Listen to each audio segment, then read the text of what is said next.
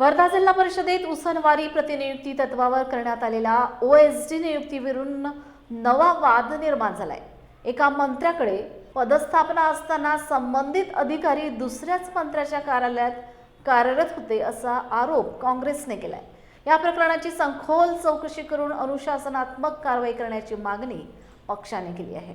त्यांची नियुक्ती राज्यमंत्री गृह शहरे महसूल ग्रामविकास पंचायती राज अन्न नागरी पुरवठा व ग्राहक संरक्षण अन्न औषध प्रशासन यांच्या कार्यालयाच्या आस्थापनेवर प्रशासकीय कारणास्तव झाली आहे। याच आदेशाने करून जिल्हा परिषदेने कार्यमुक्त केला आहे।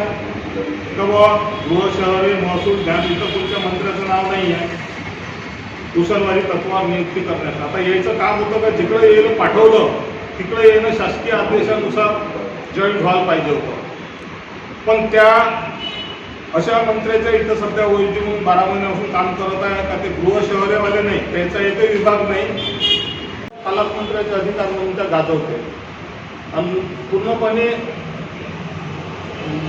त्याची जे हे आहे वागणूक ते अधिकाऱ्यासारखी नाही आहे। प्रत्येक गोष्टीत इंटरफेअर करणे आणि हे करणे। आता या अधिकाऱ्यांचा आम्ही मुख्य सचिव महाराष्ट्र शासन मंत्रालय याच्याकडे तक्रार केली आहे।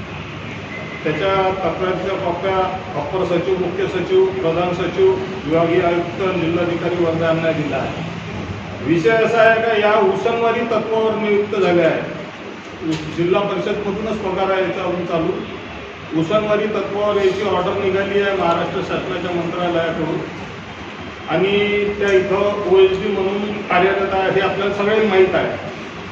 पण ॲक्च्युअल विषय असा आहे तर ग्रामविकास विभागाचा जो याचा आदेश निघाला आहे 25/3/25 म्हणजे आता 1 वर्ष झालं जवळपास, तर या आदेशात याची उसनवारी गावातल्या लोकांनाच ऐकून नाही राहिले। याच्यात वरिष्ठ अधिकारी सगळे मुख गिळून बसले आहेत। जे काही जिल्ह्याचे वरिष्ठ अधिकारी आहेत तेही त्या गोष्टीला विरोध नाही करून राहिले।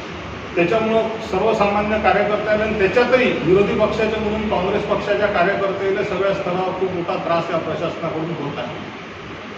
त्याच्यासाठी आम्ही एक असा मुद्दा काढला उठून तर आपल्या इथं ज्या सन्माननीय पालकमंत्री साहेबाच्या ओएसडी म्हणून काम करत आहे सध्या ज्ञानदा फणसे, ज्या जिल्हा परिषदमध्ये डेप्युटी सीओ होत्या आणि यांनी जेव्हा जिल्हा परिषदचे डेप्युटी सीओ होत्या तेव्हापासूनच एकाच बाजूचं काम केलं आहे। तेव्हा म्हणजे जिथं त्याच्या ग्रामपंचायत नसन त्याच्या चौकशा लावणे, तिच्या अधिकाऱ्यांच्या चौकशा लावणे, स्वतःच्या यानं कामं करून घेणे आणि प्रत्येक ग्रामपंचायतीला त्रास देणे हा त्याचा हे होता। त्यावेळेस त्याच्याबद्दल थोडासा आक्रोश झाला होता, पण साहेबांना त्याच्या ओएसडी म्हणून तिथं घेऊन घेतलं आपल्या इथं